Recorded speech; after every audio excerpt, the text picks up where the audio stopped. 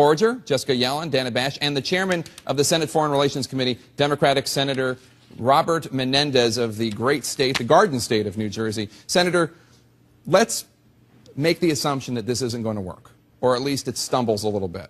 It seemed as though the House was definitely not going to support an authorization of force, and the Senate might not either, even though, of course, it passed through your committee, the Senate Foreign Relations Committee. Can the Obama administration afford to take this back to Congress? Well, look, I think that many members who I've talked to who are undecided actually view this set of circumstances as an opportunity, and we've been talking about the possibility. I think they view it as an escape hatch. Well, I think they look at it as an opportunity in which those who have said we should really exercise the full extent of the diplomacy, although I've argued with them that 2 years of Russian vetoes is a pretty extensive use of diplomacy, but that this opportunity might give them the wherewithal to say, you know what, put this in the resolution, give it an opportunity, and if in fact it doesn't, it would be... They want to vote? Really? Because my impression is, well... Do they want to vote? I don't know if anybody wants to vote, but to the extent that there is a vote, I think this would bring votes to the resolution that aren't necessarily there right now. And on that note, big part of the reason, as you well know, that the opposition was there is because people, even in your own party, feel that the case has not been made by the president. He gave a big speech last night, and your counterpart, Republican counterpart on the Senate Foreign Relations Committee, talked to me today and was extremely candid, frustrated, exasperated with the way the president handled that speech and this whole issue in general. Listen to what he said. The president just seems to be very uncomfortable being commander-in-chief of this nation. He cannot speak to the nation as a commander-in-chief. He cannot speak to the world as a commander-in-chief. He just cannot do it, and I don't know what it is. Now, this is for people who don't realize he's not a Republican firebrand. On this issue, he worked with you. You wrote the resolution together. He very much supported the president on this issue, and he's saying that he doesn't think he's comfortable as being commander-in-chief. What do you think about that? Well, look, Bob Corker is an excellent senator. We have passed a whole slew of legislation, including the resolution for the use of force in a bipartisan process. I'm thrilled to be working with him. I think that what I gathered from that interview and his sense of frustration is he wanted the president to make a broader argument beyond that which he made.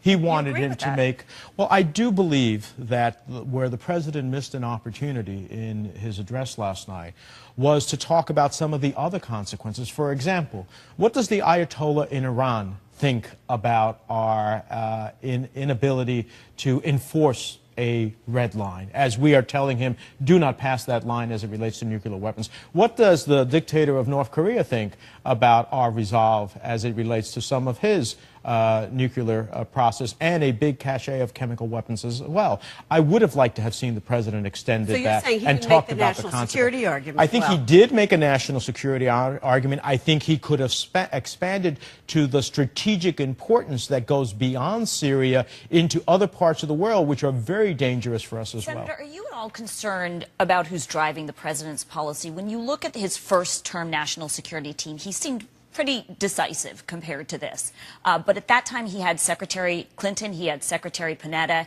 at some point he had Petraeus. Those people are all gone. And does it worry you at all that he doesn't have people? Do you think perhaps he doesn't have people around him who can drive him, who can say no to him, who can give him a little more direction?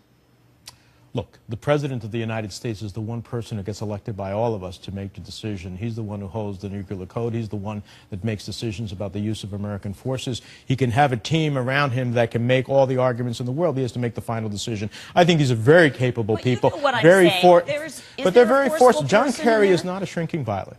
I don't think Susan Rice is a shrinking violet and has a particularly close relationship with the president, even beyond his previous national security advisor. I don't doubt that they are forceful in their arguments, but he is the president. He makes the final decision. Can I get back to the negotiations with the Russians? There's been talk of a timetable, no timetable. How long will it take us to know that we're being played? Yeah. Well, Gloria, I think that these negotiations in Geneva are going to give us a big understanding. The chemical weapons inspectors are supposedly at the UN, supposedly come out with a report So what's your next week. time frame? I would say that we are going to know pretty clearly within the next 2 weeks whether this is a serious opportunity or not, whether we're going to be at the UN with a resolution somewhere within that time frame. I think that that's going to give us a pretty clear idea whether this is a sincere opportunity or whether this just is a purchase for time and international maneuvering. Senator, before you go, I want to get your reaction. I asked the White House what they made of the New York Times op-ed, and from Vladimir Putin.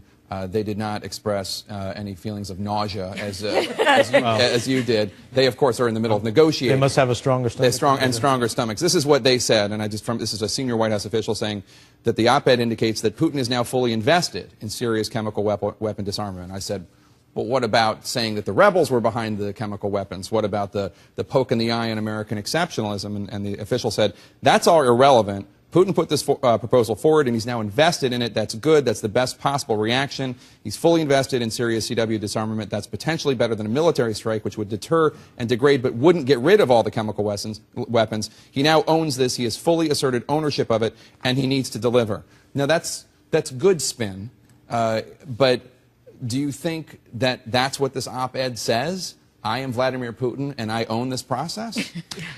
Look, I don't think that's necessarily what it says, but I don't disagree with the part of the analysis that says, look, Russia has played a card here, and they think it's going to work out to their advantage. This could be a total backfire for Russia. If at the end of the day, the sincerity, the transparency ends up being that this was just a ploy, I think the Russians pay a huge consequence for it. I think the world looks at it in a different way. I think Americans look at it in a different way, and that could backfire. Don't we pay a price, too, though?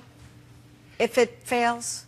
If the effort fails? Yeah. No, I think what happens is we once again show to the entire world at a time that they're riveted. I don't know they've been riveted for the last 2 years in our efforts at the UN, but the world and the nation is riveted on this right now. And seeing that the Russians lied, if that's what ends up happening, and that in fact it was not sincere, and that in fact we have exhausted all possibilities, I think that strengthens the president's hand. And what we need to be doing in the Congress is making sure that the credible use of military force is on the table, because that's the only way that we're going to get to a diplomatic solution. Senator Menendez, everybody wants to ask more questions, but I have to end it here. I promised your staff I'd let you get home before you turn into a